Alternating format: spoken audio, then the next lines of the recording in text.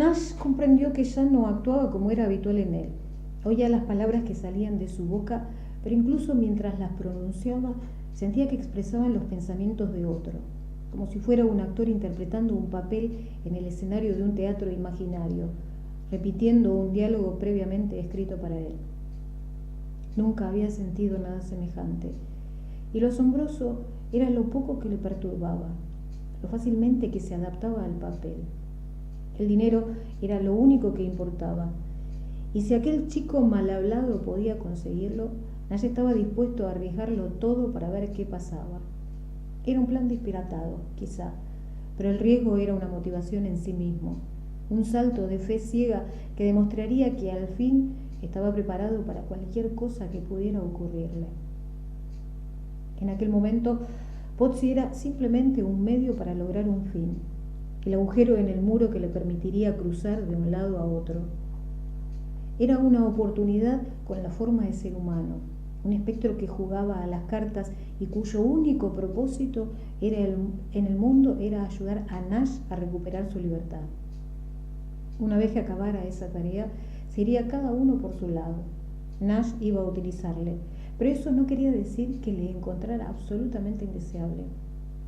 A pesar de sus aires de listillo, había algo fascinante en aquel chico, y era difícil no concederle cierto respeto, aún en regañadientes. Por lo menos tenía el valor de sus convicciones, y eso era más de lo que se podía decir de la mayoría de la gente. Pozzi se había arrojado de cabeza dentro de sí mismo. Estaba improvisando su vida según la vivía, confiando en el puro ingenio para mantener la cabeza fuera del agua, e incluso después de la zurra que acababan de darle, no parecía desmoralizado ni vencido. El muchacho era aparentemente rudo, a veces hasta detestable, pero destilaba una confianza en sí mismo que Nash encontraba tranquilizadora. Era demasiado pronto para saber si le podía creer, naturalmente, pero considerando el poco tiempo que había tenido para inventarse una historia, considerando la escasa verosimilitud de toda la situación, parecía dudoso que fuese otra cosa que lo que afirmaba ser. O eso suponía Nash. De una forma u otra, no tardaría mucho en saberlo. Lo importante era parecer tranquilo, contener su excitación y convencer a Pozzi de que sabía lo que se hacía. No era exactamente que quisiera impresionarle, pero instintivamente se daba cuenta de que tenía que dominar la situación, responder al arrojo del chico con su propia serena e impávida seguridad. Desempeñaría el papel de viejo frente al advenedizo Pozzi, utilizando la ventaja que tenía en tamaño y edad para dar una impresión de sabiduría obtenida a costa de muchos esfuerzos, de una estabilidad que contrarrestara la actitud nerviosa e impulsiva del chico. Cuando llegaron a la zona norte del Bronx, Nash ya había optado por un plan de acción.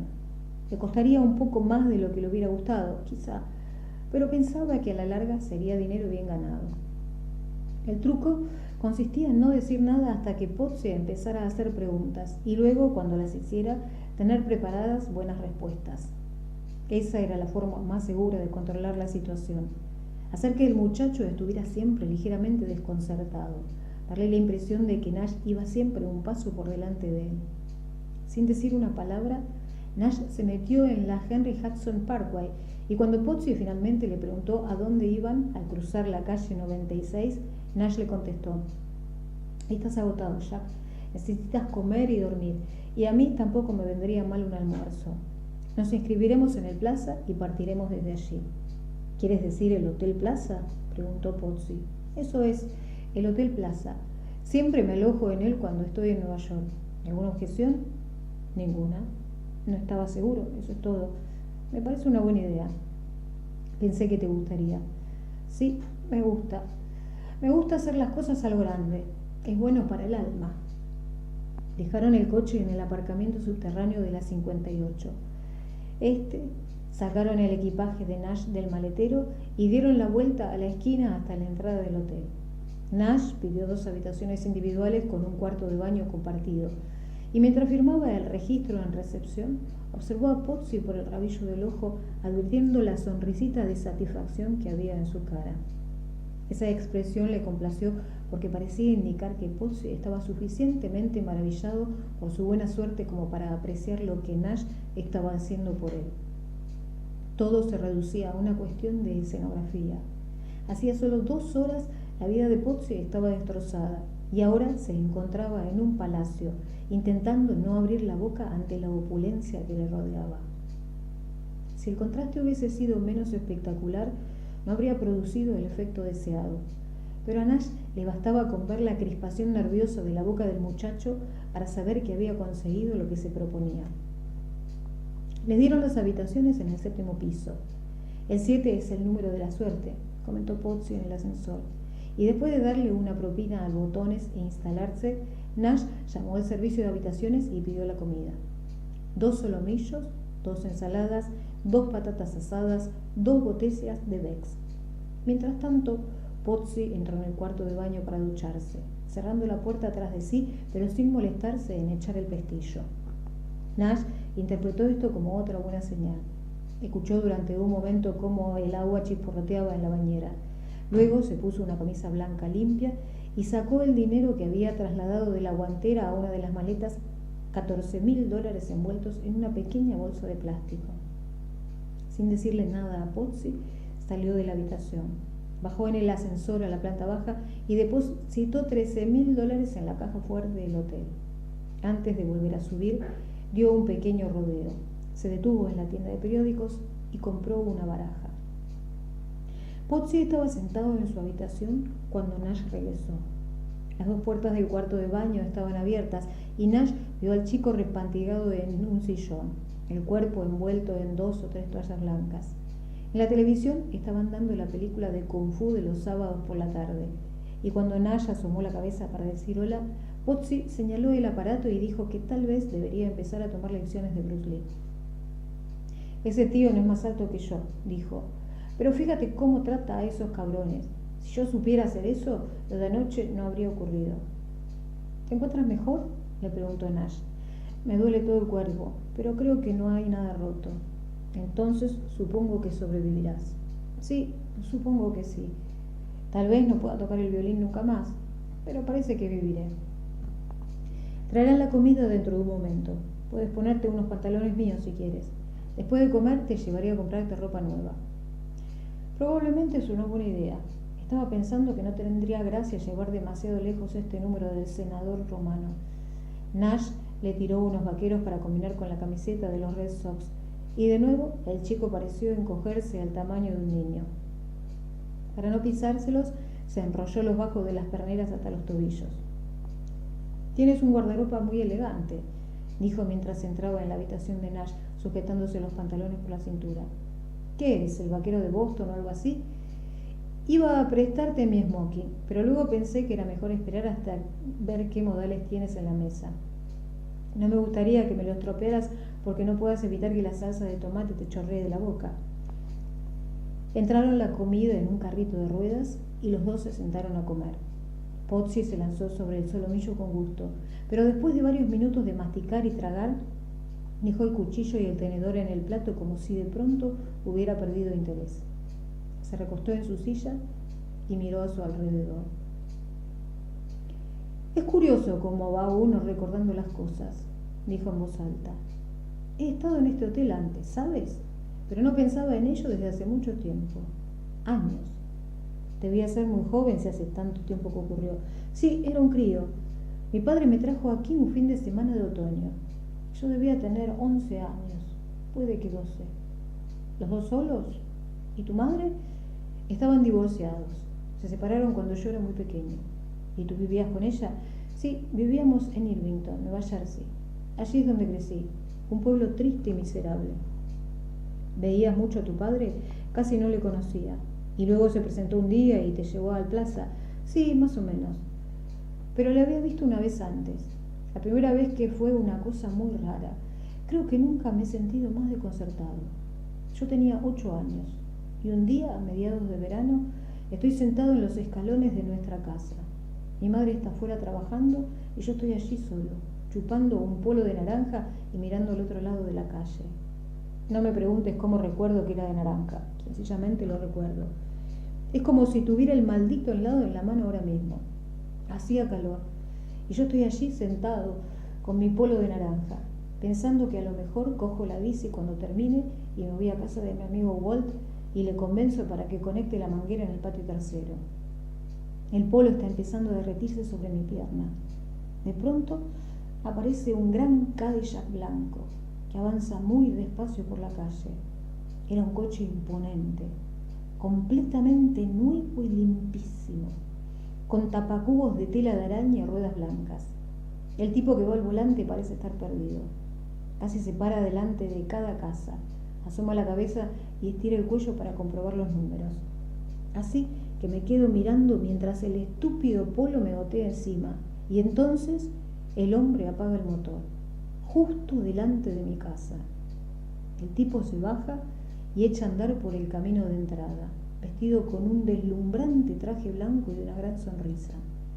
Al principio creí que era él, Billy Martin, se parecía muchísimo a él. El entrenador de béisbol, ya sabes, y pienso, ¿por qué viene a verme Billy Martin? ¿Querrá contratarme como bateador o algo así? Joder.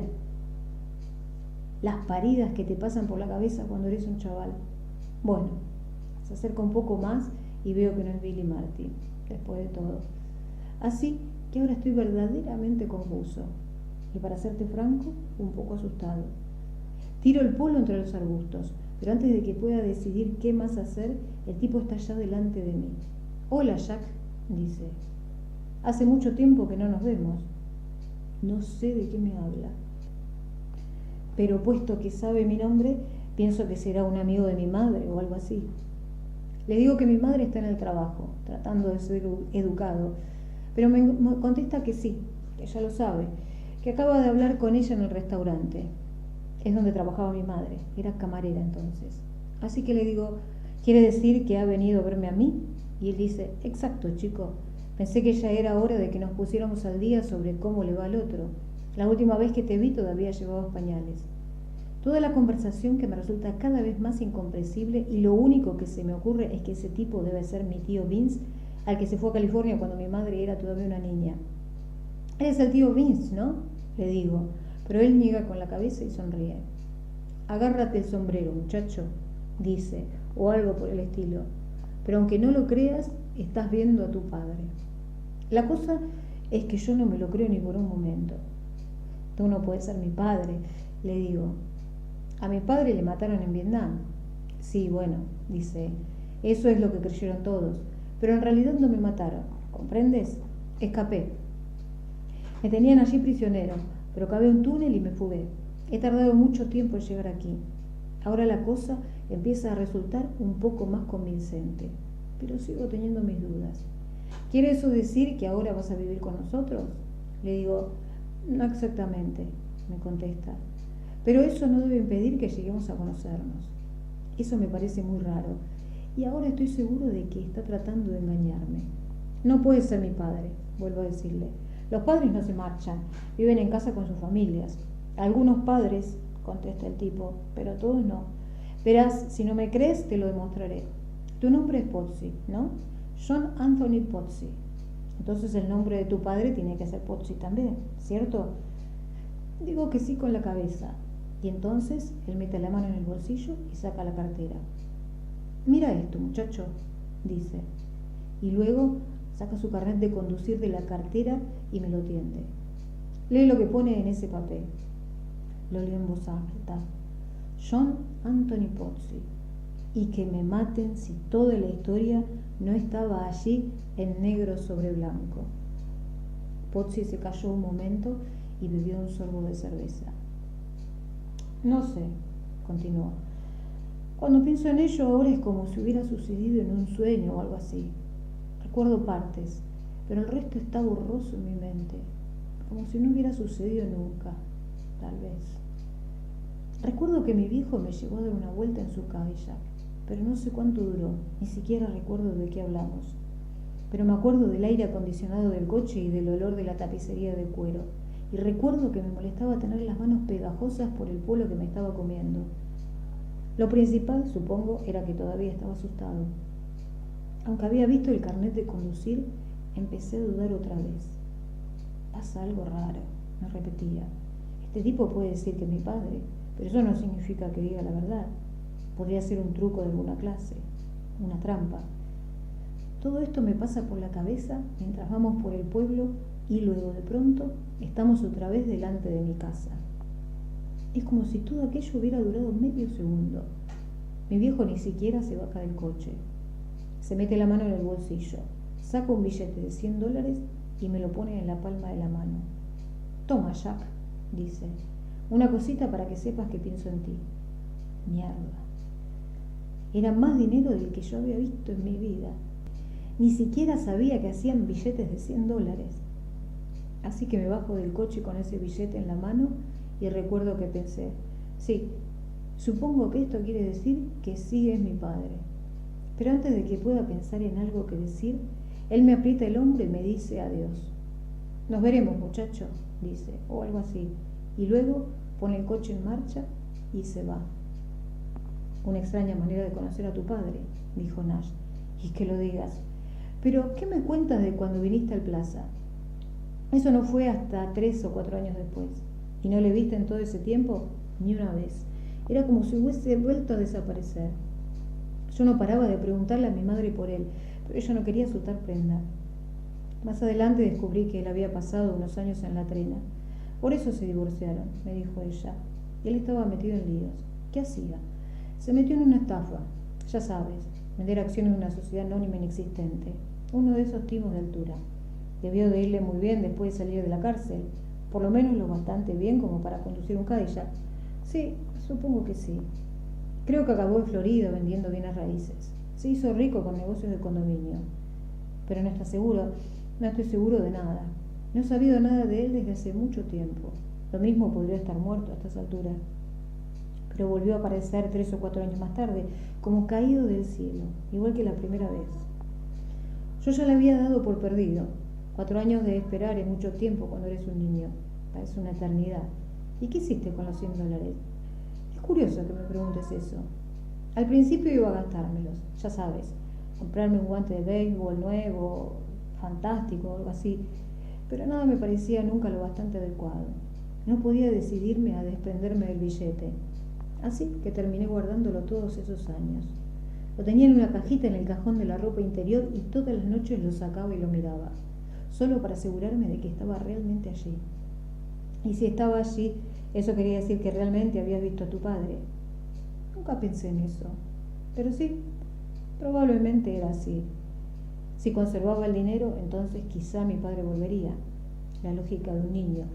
Se es tan tonto de pequeño que es patético. No puedo creer que pensara esas cosas. Nos ha pasado a todos, es parte del proceso de crecimiento. Sí, bueno, era todo bastante complicado. Nunca le enseñé el dinero a mi madre, pero de vez en cuando lo sacaba de la caja y dejaba que mi amigo Walt lo tocara. Me hacía sentirme bien, no sé por qué, como si el verle tocarlo supiera que no me lo había inventado. Pero lo curioso es que después de unos 6 meses se me metió en la cabeza que el dinero era falso, que era una falsificación. Debió ser algo que me dijo Walt, no lo sé seguro, pero recuerdo que pensaba que si el dinero era falso, entonces el tipo que me lo había dado no podía ser mi padre. Vueltas y vueltas, sí, vueltas y más vueltas.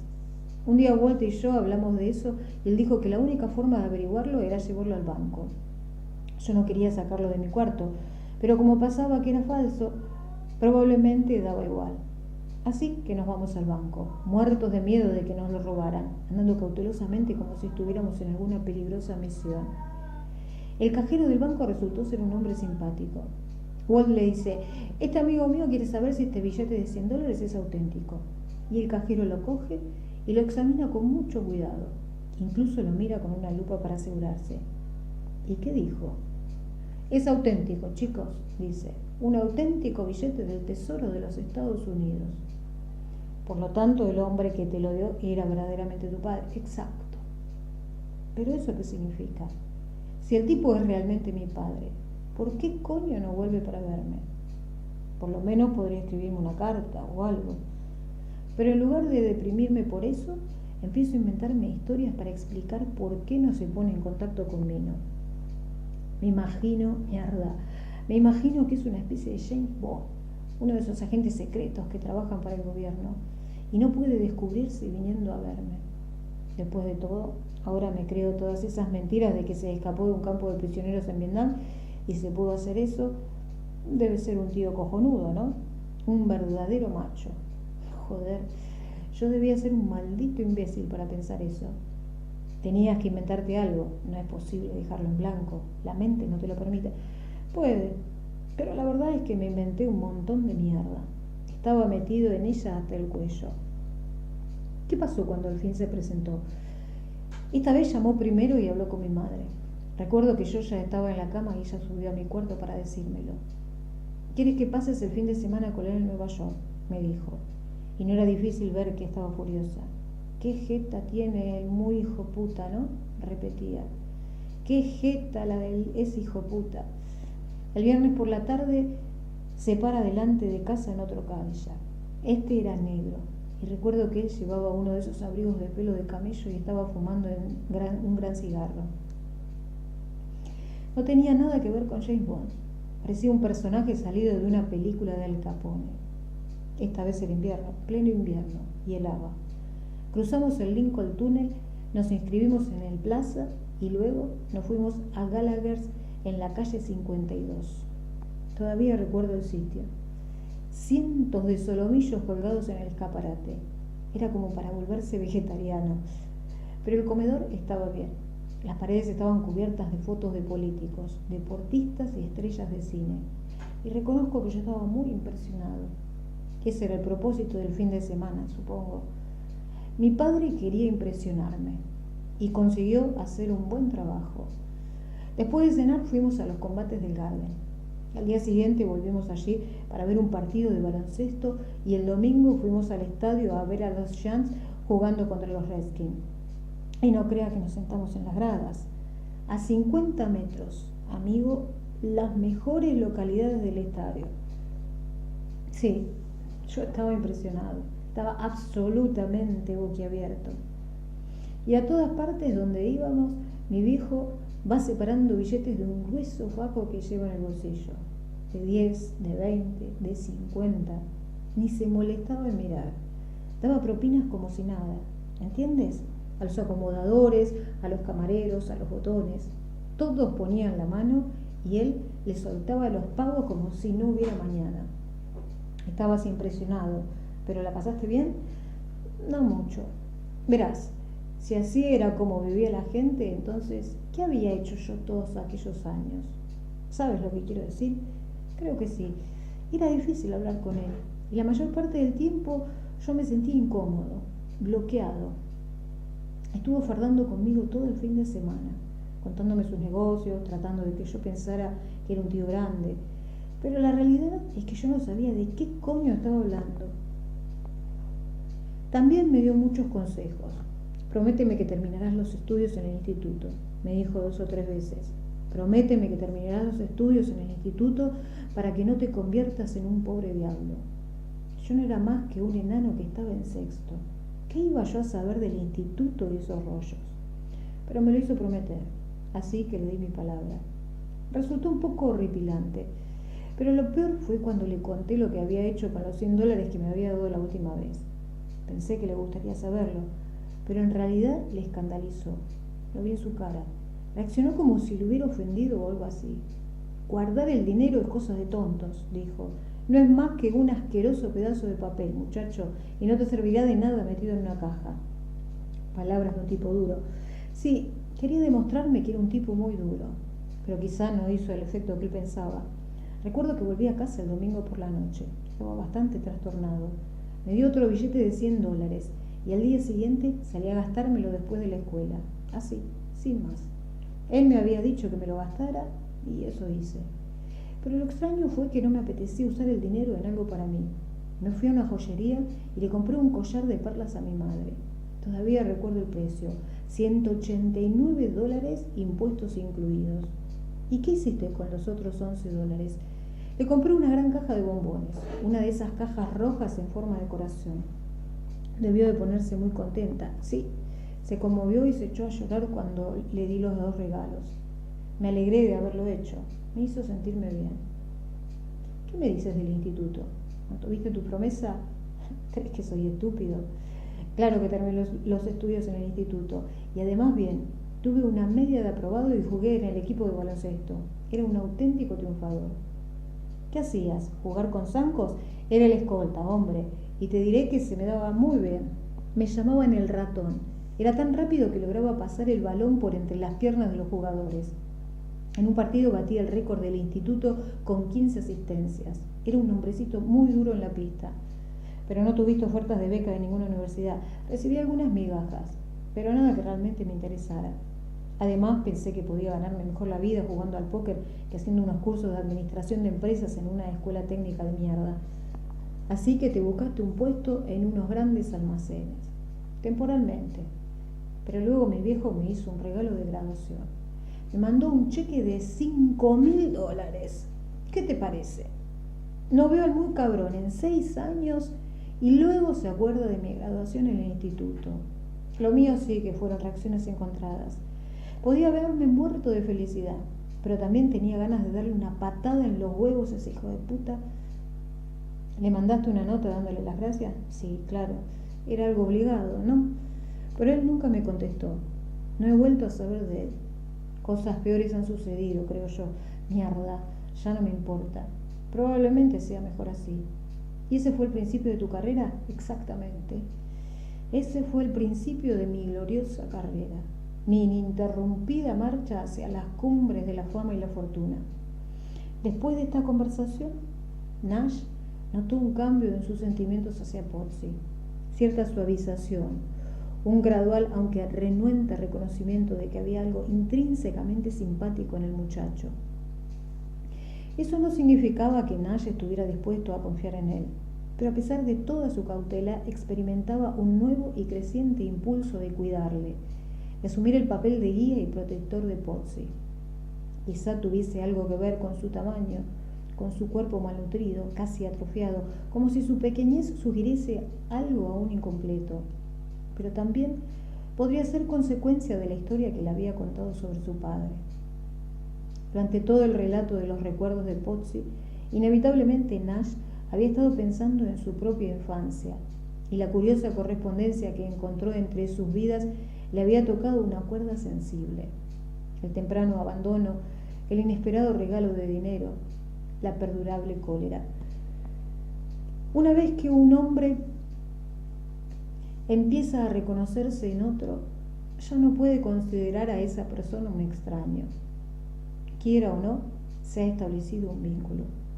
Nash se dio cuenta de que esos pensamientos eran una trampa potencial, pero en ese momento era poco lo que podía hacer para evitar sentirse atraído hacia ese ser perdido y demacrado.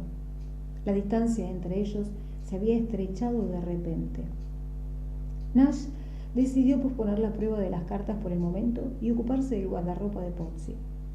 Las tiendas cerrarían al cabo de pocas horas y no tenía sentido hacer que el chico andara por ahí el resto del día con su enorme atuendo de payaso. Nash comprendió que probablemente debería haber sido más severo al respecto, pero Pozzi estaba claramente exhausto y él no tenía valor para obligarle a hacer una exhibición inmediata. Eso era un error, naturalmente. Si el póker era un juego de resistencia, de cálculos rápidos en situaciones de tensión, ¿qué mejor momento para poner a prueba la capacidad de alguien que cuando su mente estaba obnubilada por el agotamiento? Con toda probabilidad, Pozzi fracasaría en la prueba y el dinero que Nash estaba a punto de gastarse en ropa para él sería dinero perdido. No obstante, dada la inminencia de la decepción, Nash no tenía prisa por ir al grano. Deseaba saborear sus expectativas un poco más, engañarse para creer que aún había algún motivo de esperanza. Además, le apetecía mucho la pequeña excursión de compras que había planeado. Unos cientos de dólares no tendrían mucha importancia a la larga, y la idea de ver a Pozzi pasearse por Saks de la Quinta Avenida era un placer que no quería negarse. Era una situación cargada de posibilidades cómicas, y aunque no sacara más que eso, saldría con el recuerdo de unas risas. En última instancia, hasta eso era más de lo que esperaba lograr cuando se despertó aquella mañana en Saratoga. Pozzi empezó a criticar en el mismo momento que entraron en la tienda. El departamento de caballeros estaba lleno de ropa pija, dijo, y prefería ir por la calle envuelto en las toallas de baño a que le vieran con aquellas mariconadas repugnantes. Tal vez estaban bien si uno se llamaba Dudley L. Dipshire III y vivía en Park Avenue, pero él era Jack Pozzi de Irvington, Nueva Jersey, y antes se dejaba matar que ponerse una de aquellas camisas rosas. En su pueblo te daban una patada en el culo si te presentabas con una cosa así. Te destrozarían y echarían los pedazos al retrete. Mientras lanzaba sus insultos, Pozzi no cesaba de mirar a las mujeres que pasaban, y si alguna de ellas era joven o atractiva, se callaba y hacía un intento de cruzar su mirada con la de ella, o volvía por completo la cabeza para observar el contoneo de sus nalgas mientras se alejaba por el pasillo.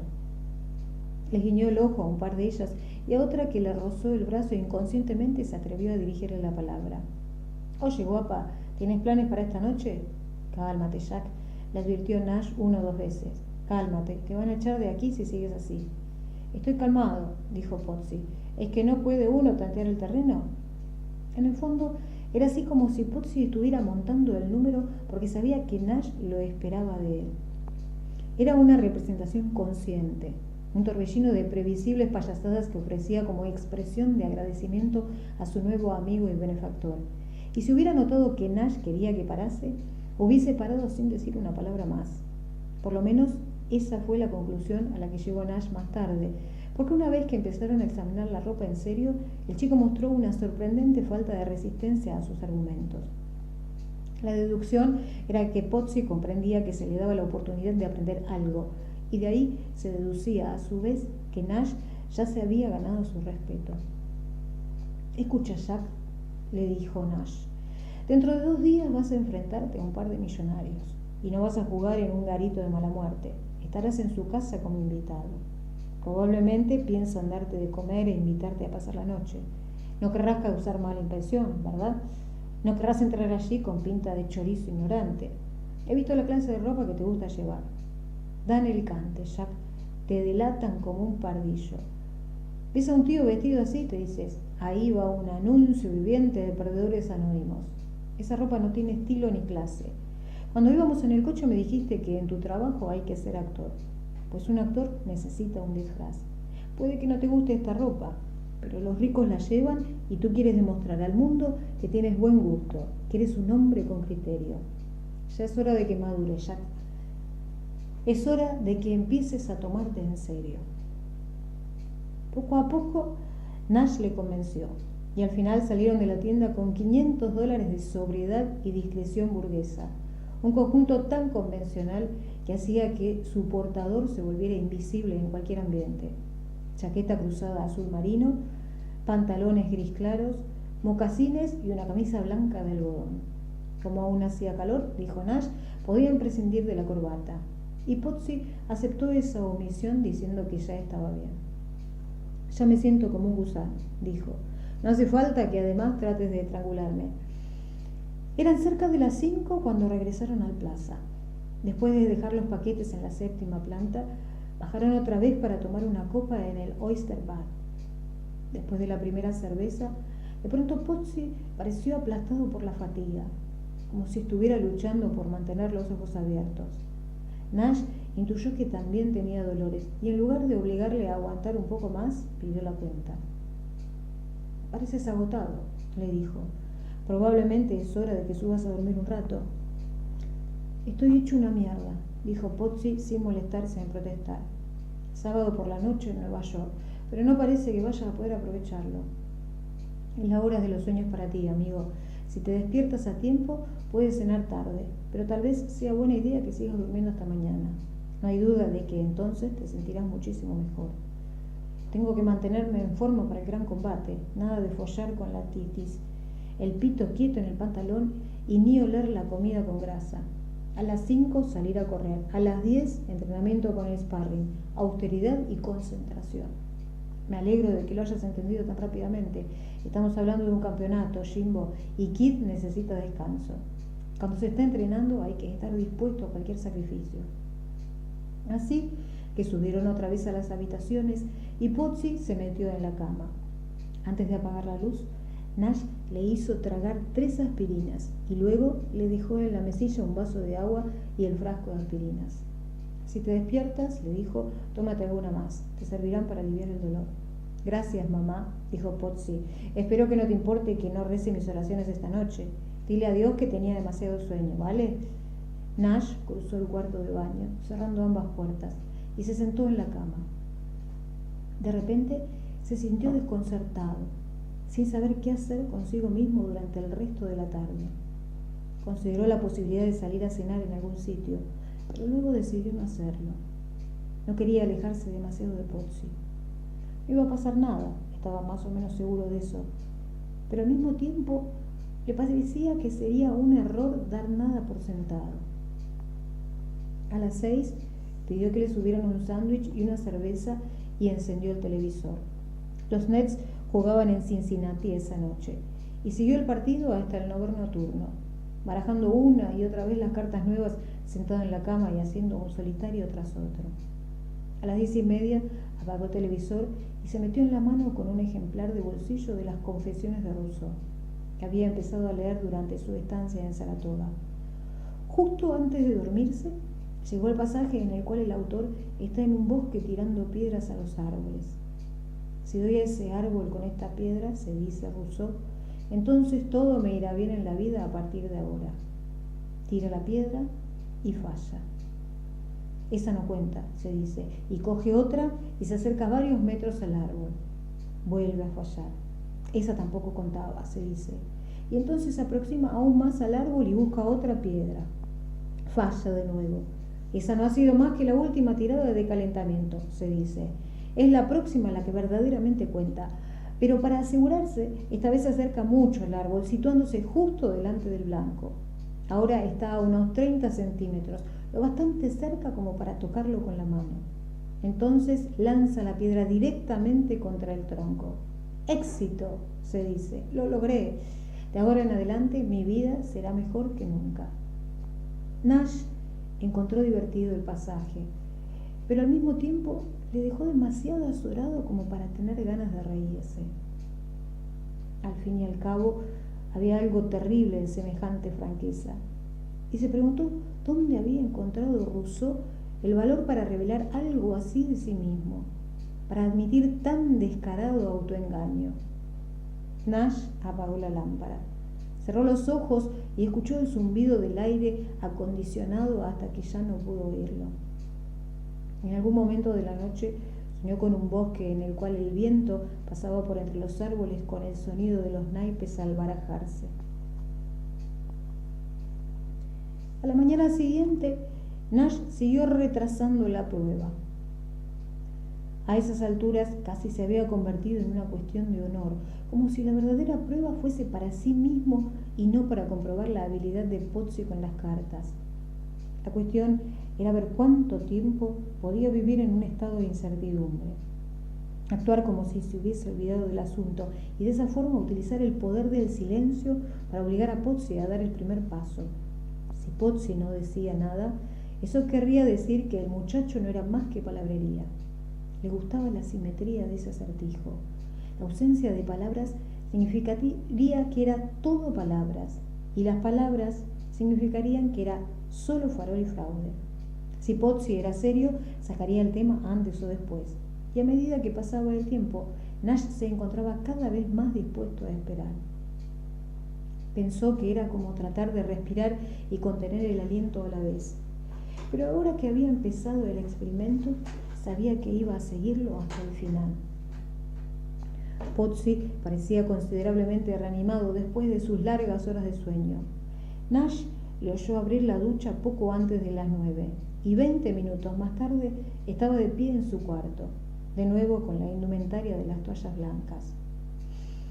¿Qué tal se encuentra el señor esta mañana?, le preguntó Nash. Mejor, contestó Potsy. Todavía me duelen los huesos, pero Jacques Postius está otra vez en la brecha. Lo cual quiere decir que probablemente un pequeño desayuno vendría bien. Mejor que sea grande. Mis tripas piden a gritos sustento. Entonces que sea un almuerzo dominical. Almuerzo, desayuno, llámalo como quieras. Estoy muerto de hambre. Nash ordenó que le subieran el desayuno a la habitación y pasó otra hora sin que se mencionara la prueba. Nash empezó a preguntarse si Potsy no estaría haciendo el mismo juego que él, negándose a ser el primero en hablar, atrincherándose para una guerra de nervios. Pero no bien empezó a pensar esto, descubrió que estaba equivocado. Después de desayunar, Pozzi volvió a su cuarto para vestirse. Cuando regresó, vestido con la camisa blanca, los pantalones gris y los mocasines que le daban un aspecto muy presentable, en opinión de Nash, le faltó tiempo para plantearlo. «Creí que querías ver qué clase de jugador de póker soy», dijo. «Quizá deberíamos comprar una baraja en algún sitio y ponernos a ello». «Ya tengo la baraja», contestó Nash. «Solo estaba esperando a que estuvieras listo». «Estoy listo. Lo he estado desde el principio». «Muy bien. Entonces parece que ha llegado el momento de la verdad. Siéntate, Jack, y enséñame tus habilidades». Jugaron al póker descubierto de 7 cartas durante 3 horas, utilizando pedazos de papel de escribir del plaza en lugar de fichas. Siendo solo 2 jugadores, era difícil que Nash midiese todo el alcance de los talentos de Pozzi, pero incluso en esas circunstancias distorsionantes que exageraban el factor suerte y hacían casi imposible las apuestas a gran escala, el muchacho la derrotó completamente, dando mordiscos a las fichas de papel de Nash hasta que desapareció toda la pila. Nash no era ningún maestro, naturalmente, pero estaba lejos de ser un inepto. Había jugado casi todas las semanas durante los 2 años que pasó en el Baldwin College, y después de ingresar en el cuerpo de bomberos de Boston se había sentado en suficientes partidas como para saber que podía defenderse frente a la mayoría de los jugadores decentes. Pero el muchacho era otra cosa, y Nash no tardó en comprenderlo. Parecía concentrarse mejor, analizar las situaciones más rápidamente y estar más seguro de sí mismo que nadie con quien Nash se hubiera enfrentado antes. Después del primer barrido, Nash propuso que él jugara con 2 manos en lugar de una, pero los resultados fueron básicamente los mismos. En todo caso, Pozzi hizo un trabajo más rápido que la primera vez. Nash ganó una parte de las jugadas, pero el producto de esas ganancias era siempre pequeño, significativamente menor que las sumas que invariablemente le reportaban a Pozzi sus manos ganadoras. El muchacho tenía una infalible habilidad para saber cuándo retirarse y cuándo ir, y nunca llevaba demasiado lejos una mano perdedora, retirándose a menudo cuando solo se había repetido el tercer o cuarto naipe. Al principio Nash consiguió llevarse unas manos con algunos faroles insensatos, pero al cabo de 20 o 30 minutos esa estrategia empezó a volverse en su contra. Pozzi le había calado, y al final era casi como si pudiera leer en la mente de Nash, como si estuviera sentado dentro de su cabeza observando lo que pensaba. Esto animó a Nash, puesto que deseaba que Pozzi fuera buen jugador, pero era perturbador a pesar de todo, y esa sensación desagradable perduró durante un rato.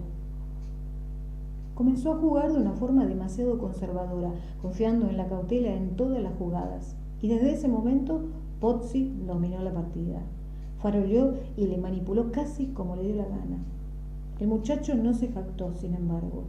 Jugaba con absoluta seriedad, sin mostrar la menor señal de su acostumbrado sarcasmo y humor.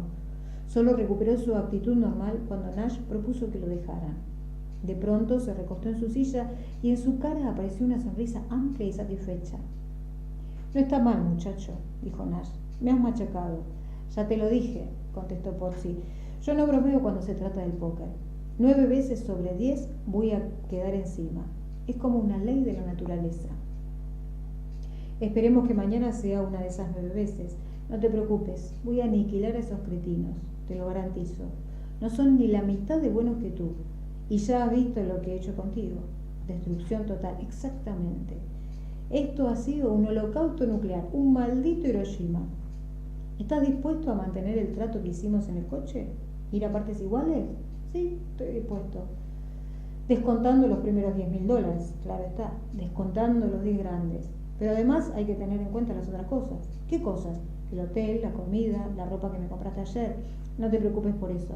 Esas cosas son a fondo perdido, lo que podríamos llamar los gastos normales de un negocio». «Mierda, no tienes por qué hacer eso». «No tengo por qué hacer nada, pero lo he hecho, ¿no? Es un regalo, Jack, y dejemos el asunto. Si quieres puedes considerarlo como una prima por permitirme entrar en el negocio». «La comisión del intermediario», exacto. Una comisión por los servicios prestados. Ahora lo único que tienes que hacer es coger el teléfono y comprobar si Laura y Hardy siguen contando contigo. No es cosa de que vayamos hasta allí para nada. y asegúrate de que te indican bien cómo se va. No sería correcto llegar tarde. Será mejor que les diga que vas a venir conmigo. Diles que tienes el coche en el taller de reparaciones y que te va a llevar un amigo. Les diré que eres mi hermano. Tampoco hay que pasarse. Sí, les diré que eres mi hermano. Así no harán preguntas. De acuerdo, diré lo que quieras. Pero no te inventes una historia demasiado complicada. No querrás empezar con una metedura de pata. No te preocupes, compañero. Fíjate de mí. Soy el chico del gordo. ¿Recuerdas? Da igual lo que digas. Mientras sea yo el que lo diga, todo saldrá bien. Salieron hacia Ockham a la 1:30 del día siguiente. La partida no empezaría hasta el anochecer, pero Flower y Stone les esperaban a las 4. Es como si todo les pareciera poco para nosotros, dijo Pozzi. Primero nos darán el té, luego nos enseñarán la casa, y antes de sentarnos a jugar, vamos a cenar. ¿Qué te parece? El té. No me lo puedo creer. Para todo hay una primera vez, dijo Nash. No te olvides de portarte bien, nada de sorber ruidosamente, y cuando te pregunten cuántos terrones de azúcar quieres, di que 1. Puede que esos 2 sean tontos, pero parece que tienen buen corazón. Si yo no fuera un hijoputa tan avaricioso, casi me daría pena. Eres la última persona de la que esperaría que sintiera pena por 2 millonarios. Bueno, ya me entiendes. Primero ellos nos invitan a beber su vino y comer su cena, y luego nosotros nos largamos con su dinero. Hay que tenerles lástimas a unos bobos así, por lo menos una poca. Yo no me apenaría demasiado. Nadie entra en una partida esperando perder, ni siquiera los millonarios bien educados. Nunca se sabe, Jack. A lo mejor ahora mismo ellos están en Pensilvania compadeciéndose de nosotros. La tarde era bochornosa y había densas masas de nubes en el cielo y una amenaza de lluvia en el aire. Cruzaron el Lincoln Tunnel y comenzaron a seguir una serie de autopistas de New Jersey en dirección al río Delaware. Durante los primeros 45 minutos, ninguno de los dos habló mucho. Nash conducía y Pozzi miraba por la ventanilla y estudiaba el mapa. Nash estaba seguro de que había llegado a un momento de cambio decisivo, de que pasara lo que pasase en la partida de aquella noche, sus días en la carretera habían tocado a su fin. El mero hecho de estar en el coche con Pozzi ahora parecía demostrar la inevitabilidad de ese fin. Algo había terminado y algo estaba a punto de comenzar. Y por el momento Nash se encontraba en medio, flotando en un lugar que no era aquí ni allí. Sabía que Pozzi tenía grandes posibilidades de ganar, que de hecho jugaba con muchos puntos de ventaja, pero la idea de ganar le parecía demasiado fácil. Algo que ocurriría con demasiada rapidez y naturalidad como para traer consecuencias permanentes. Por ello, la posibilidad de la derrota ocupaba un lugar predominante en su pensamiento, y se decía que siempre era preferible prepararse para lo peor que dejar que te cogiera por sorpresa. ¿Qué haría si las cosas salían mal? ¿Cómo actuaría si perdía el dinero? Lo extraño no era que pudiera imaginar esta posibilidad, sino que pudiera hacerlo con tal indiferencia y distanciamiento, con tan poco dolor interno. Era como si en realidad no tomara parte en lo que estaba a punto de sucederle. Y si ya no estaba implicado en su propio destino, ¿dónde estaba entonces? ¿Y qué había sido de él? Pensó que quizá había vivido en el limbo durante demasiado tiempo, y ahora que necesitaba encontrarse a sí mismo de nuevo, ya no había nada a qué agarrarse. De pronto se sintió muerto por dentro, como si todos sus sentimientos se hubieran agotado.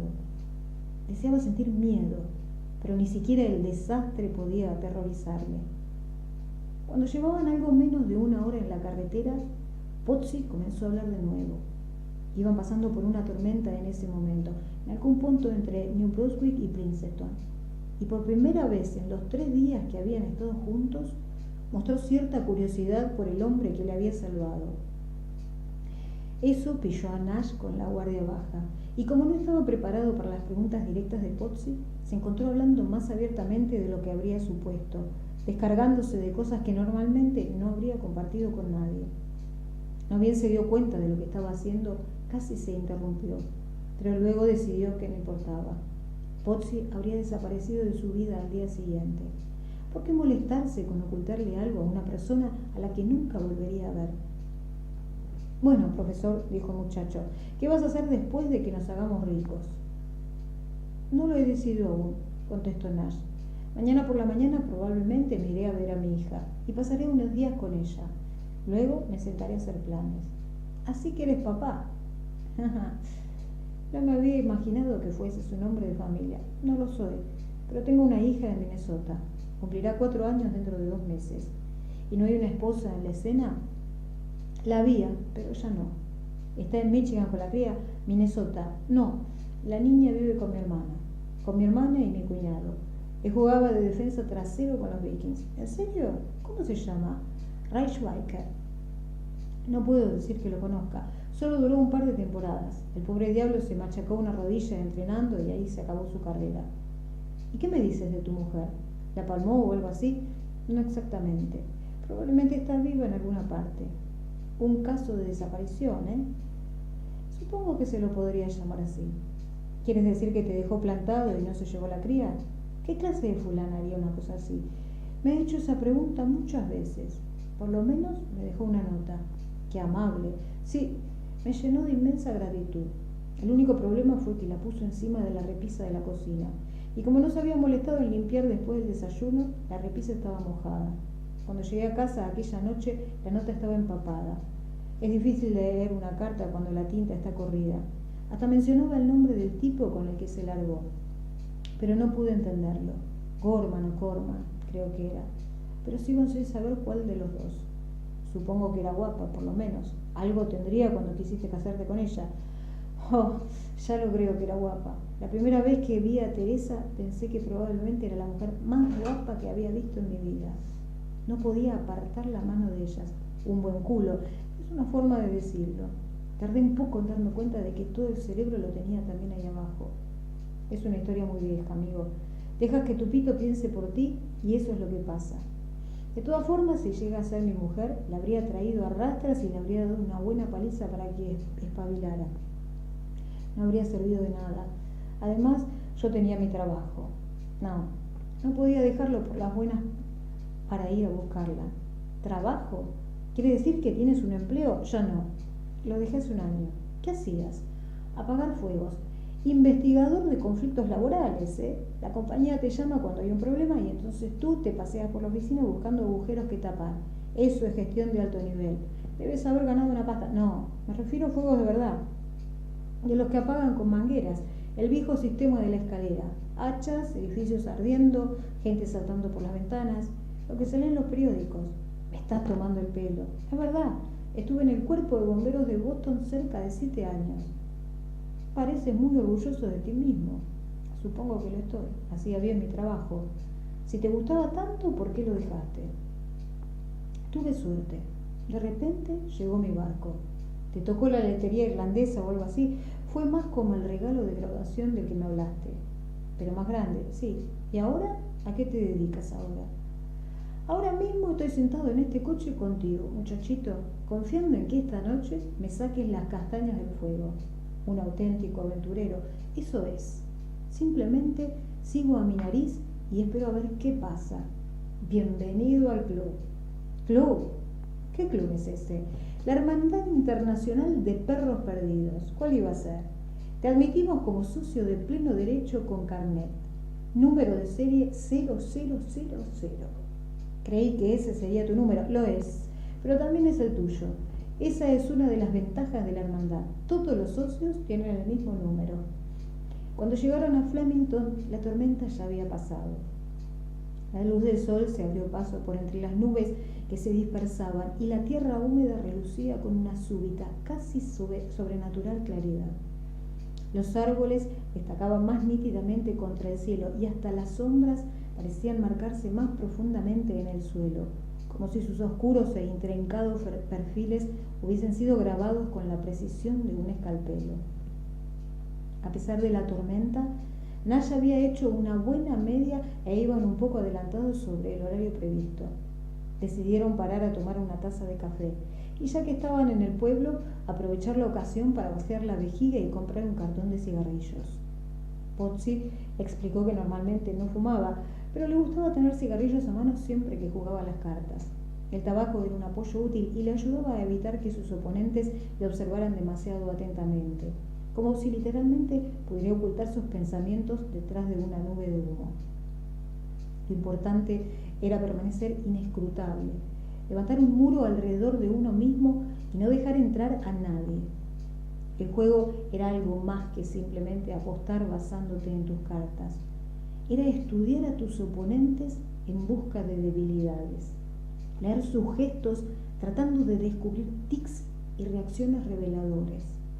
Una vez que conseguías detectar una pauta de conducta, la ventaja estaba claramente a tu favor. Por la misma razón, el buen jugador siempre hacía todo lo posible para negarles esa ventaja a los demás. Nash pagó los cigarrillos y se los dio a Pozzi, quien se metió el cartón de Marlboro bajo el brazo. Luego salieron de la tienda y dieron un breve paseo por la calle principal, sorteando los pequeños grupos de turistas veraniegos que habían reaparecido con el sol. Después de un par de manzanas, llegaron a un viejo hotel con una placa en la fachada que informaba de que los reporteros que cubrían el juicio por el secuestro del hijo de Lindbergh se habían alojado allí en los años 30. Nash le explicó a Pozzi que probablemente Bruno Hauptmann era inocente, que había nuevas pruebas que parecían indicar que el hombre ejecutado no era culpable del crimen. Luego siguió hablando sobre Lindbergh, el prototipo del héroe americano, y comentó que durante la guerra se había vuelto fascista. Pero Pozzi parecía aburrido con su pequeña conferencia, así que dieron media vuelta y regresaron al coche. No fue difícil encontrar el puente en Frankton, pero una vez que cruzaron el Delaware y entraron en Pensilvania, la ruta se volvió más incierta.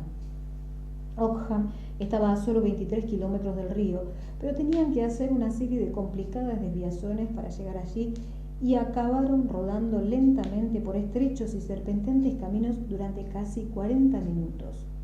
De no ser por la tormenta, la cosa habría sido un poco más rápida, pero el suelo estaba embarrado y una o dos veces tuvieron que bajarse del coche para retirar ramas caídas que les cortaban el paso. Pozzi comprobaba continuamente las indicaciones que había anotado mientras hablaba por teléfono con Flower y anunciaba cada punto de referencia cuando aparecía a la vista. Un puente cubierto, un buzón azul, una peña gris con un círculo negro pintado. Al cabo de un rato, empezaron a tener la impresión de que iban por un laberinto, y cuando finalmente llegaron a la última desviación, reconocieron que les habría resultado muy difícil encontrar el camino de vuelta al río. Pozzi no había visto nunca la casa, pero le habían dicho que era un lugar grande e imponente, una mansión con 20 habitaciones rodeada de más de 120 hectáreas de terreno. Desde la carretera, sin embargo, nada hacía suponer la riqueza que se hallaba detrás de la barrera de los árboles. Un buzón plateado con los nombres de Flower y Stone se alzaba al lado de un camino sin asfaltar que se adentraba por una densa masa de bosques y arbustos. Tenía un aspecto abandonado, como si fuera la entrada a una vieja y destartalada granja. Nash metió el Saab por el camino y avanzó despacio unos 500 o 600 metros, lo suficiente como para empezar a dudar de si el camino llevaría a alguna parte. Pozzi no dijo nada, pero Nash notaba su preocupación, un silencio malhumorado y mohíno que parecía decir que él también estaba comenzando a dudar de la empresa. Sin embargo, al final el camino comenzó a hacerse más empinado y cuando la cuesta se acabó, unos minutos después pudieron ver una alta verja de hierro a unos 50 metros.